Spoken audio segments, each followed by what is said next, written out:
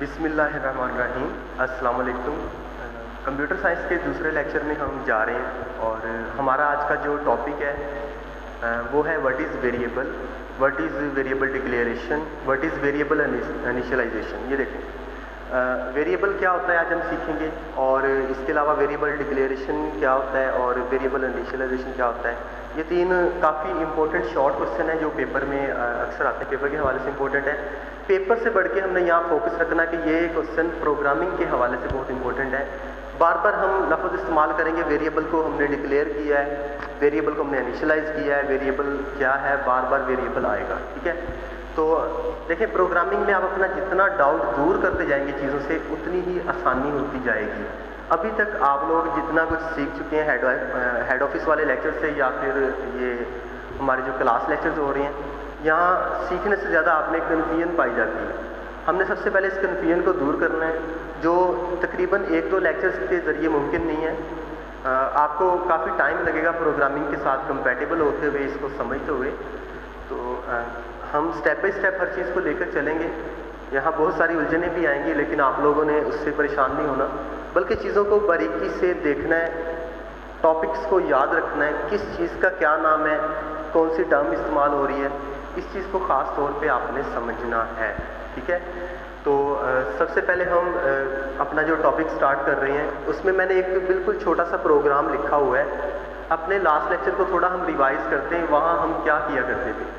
Hash include, कुछ याद है आप लोगों को? Hash include studio.h standard input output dot H, okay. तो ये हमारी हेडर फाइल होती है, हम हर प्रोग्राम में लिखते हैं। देखें, अगर आपको इस चीज़ की समझ नहीं आ रही प्लीज़ इग्नोर इट, ठीक है। आर्जी तौर पे आप इसको इग्नोर कर दें। इंशाल्लाह जैसे जैसे हम आगे बढ़ते जाएंगे इन चीज़ों को एक्सप्लेन करेंगे। अगर स्टार्ट में मैंने इनको एक्सप्लेन किया तो आप लोग ज़्यादा पजल हो जाएंगे। मेरा यहाँ पे पर्पज़ है आपको पहले प्रोग्राम फ्रेंडली बनाना है, आपको प्रोग्रामिंग में थोड़ा लगाव हो जाए। ये है क्या, ये बड़ी फ़ायदेमंद चीज़ है हमारे लिए सिलेबस के लिहाज से भी। वैसे भी अगर आप कंप्यूटर साइंस में प्रोफेशनल फील्ड में जाते हैं तो आपके लिए बहुत बेनिफिशियल है। तो यहाँ पर हम देख रहे हैं कि हैश इंक्लूड studio.h, मैंने लास्ट टाइम भी बात कंप्लीट कर दी थी।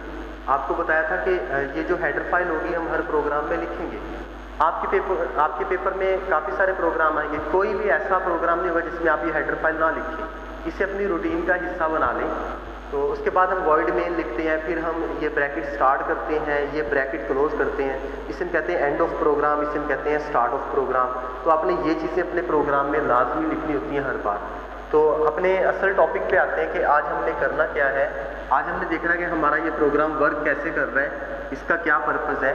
थोड़ा सा हम प्रोग्राम के साथ हाव बढ़ाना चाह रहे हैं, अपना जो इंट्रोडक्शन है उसको हम मज़ीद इन्हांस करना चाहते हैं।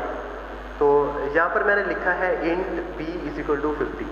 देखिए पहले तो लैंग्वेज की बात करते हैं। लैंग्वेज में मुख्तलिफ लफ्ज़ आएंगे सी लैंग्वेज में, जैसे यहाँ पे लफ्ज़ आया इंट, वॉइड।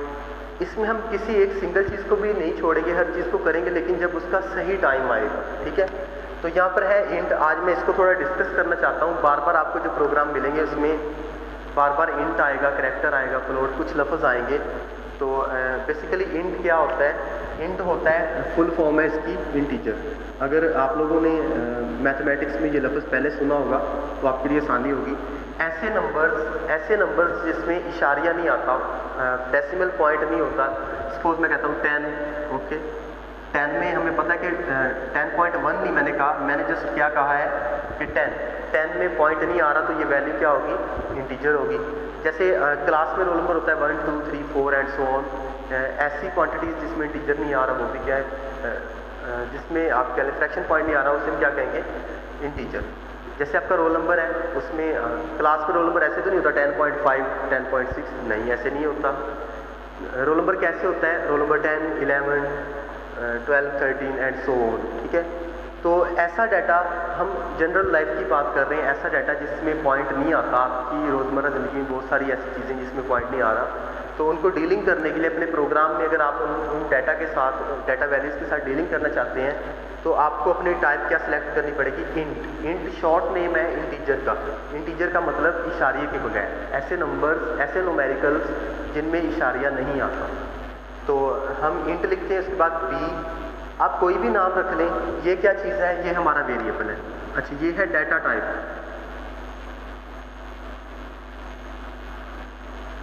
डाटा टाइप, और सेकंड पे हमारा क्या है, ये है वेरिएबल।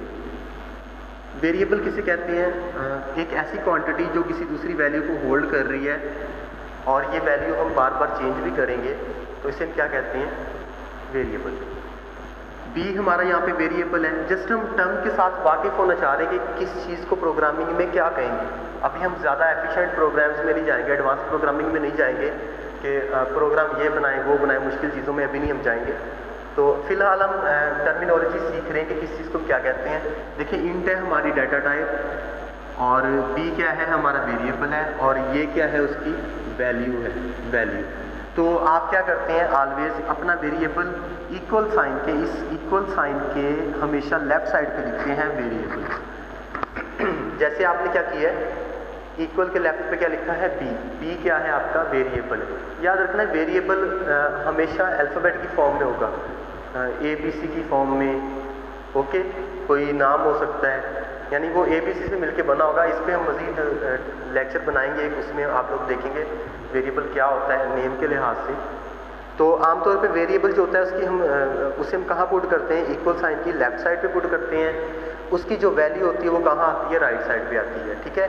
उसके बाद हम सेमीकोलन लगाते हैं। सेमीकोलन तो आपने हर प्रोग्राम की लाइन के एंड पे लगाना होता है, जो आपने बॉडी के अंदर लिखना होता है, ठीक है।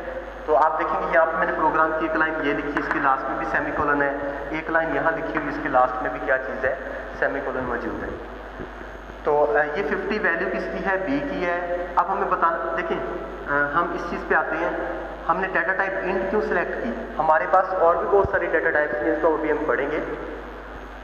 तो हमने यहाँ पे डाटा टाइप इंट इसलिए सिलेक्ट की है कि हम जो डाटा प्रोसेस करने जा रहे हैं, जिस डाटा के साथ हम काम करना चाहते हैं, वो डाटा हमारा किस किस्म का है, वो इशारे के बगैर है, उसे हमने बी में स्टोर करना है। तो बी की डाटा टाइप आपको क्या बताना पड़ेगी, इंट बताना पड़ेगी प्रोग्राम के स्टार्ट में। ये भी प्रोग्राम का स्टार्ट है। उसके बाद मैंने एक लाइन लिखी हुई है, माई डेटा इज़ %d।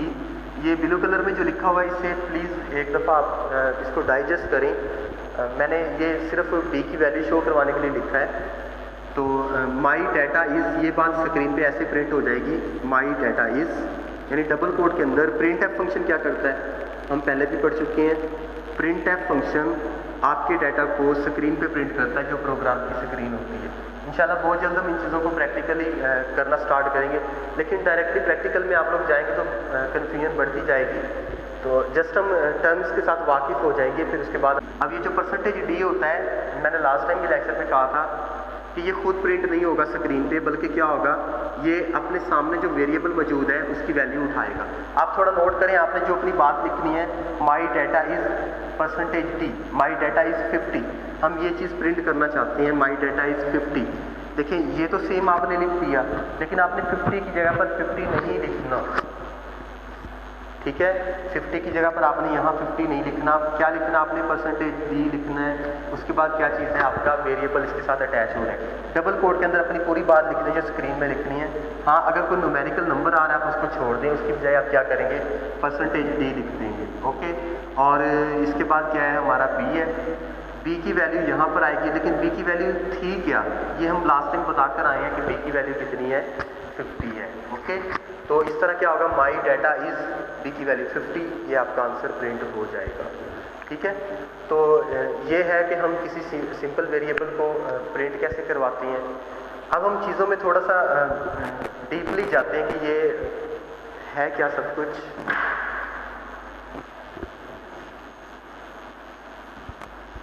देखिए, इस लाइन को आप भी भूलें मत।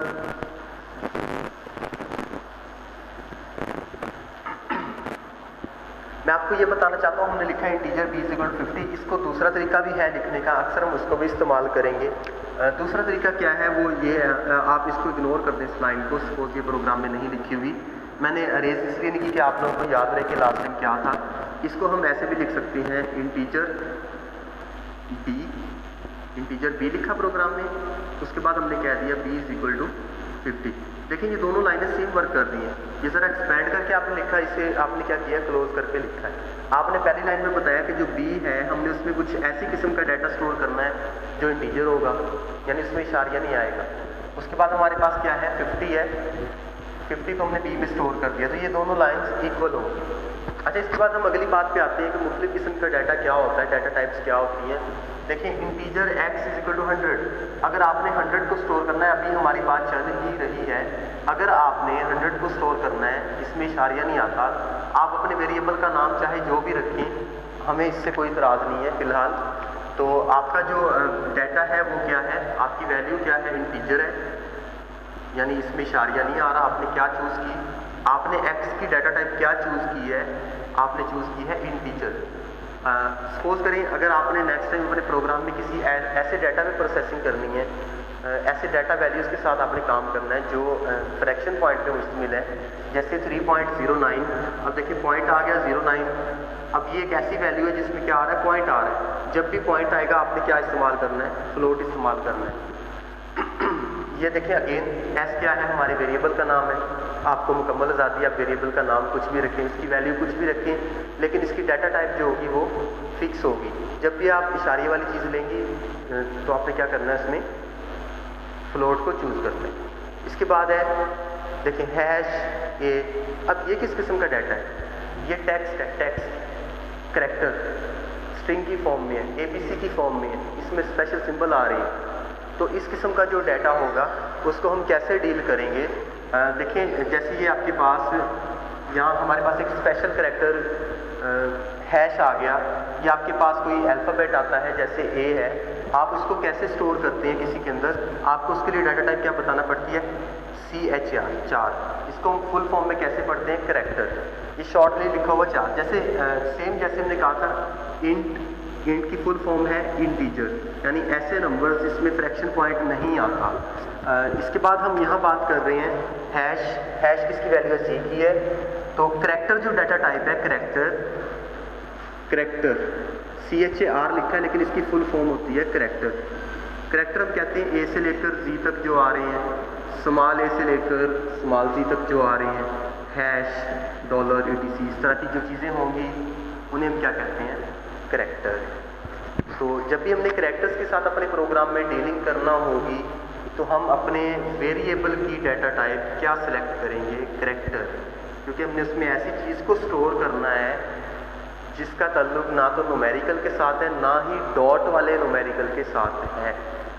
ओके, एक चीज़ का और बहुत आपने ख्याल रखना है, इस चीज़ को पिक कर लें, चीज़ें याद रखनी पड़ेंगी आपको। ये देखिए, जब भी आप किसी करैक्टर को स्टोर करते हैं किसी वेरिएबल के अंदर, तो आपको उसके गिर्द सिंगल कोट लगाना पड़ती है। सिंगल कोट देखिए ना, जैसे अक्सर आपने इंग्लिश में पढ़ा होगा हेलो, ओके, ये डबल कोट होती है। यानी अगर आप किसी के कहे गए अल्फाज सेम वर्डिंग में बयान करना चाहें, इंग्लिश ग्रामर में कुछ ऐसे होता है, आप उसको डबल कोट में लिखते हैं। लेकिन जब आप किसी करैक्टर को वेरिएबल के अंदर किसी करैक्टर वैल्यू को, हम वैल्यू को कहते हैं ना, यहाँ वैल्यू होती है, अगर आप किसी करैक्टर वैल्यू को किसी वेरिएबल के अंदर पुट करना चाहें तो आप क्या करेंगे, उसके गिर्द सिंगल कोट लगाएंगे। मैंने दूसरी एग्जांपल भी लिखी है, एक करैक्टर हमारे पास ए है, आपने सिंगल कोट लगानी है, उसको डी में स्टोर करना है, इसकी डाटा टाइप आपने क्या चूज़ करनी है, करैक्टर। अगेन याद रखें, हर लाइन के लास्ट में क्या चीज़ आ रही है, सेमीकोलन आ रहा है, जो बहुत ज़रूरी है, इसके बगैर आपका प्रोग्राम सक्सेसफुली रन नहीं होगा। अच्छा, ओके, ये पार्ट कंप्लीट हो गया। तो इस हम सारी लाइन को ना एक नाम देते हैं, सारी लाइन का एक हमने नाम रखा हुआ है, उसे हम कहते हैं वेरिएबल इनिशियलाइजेशन।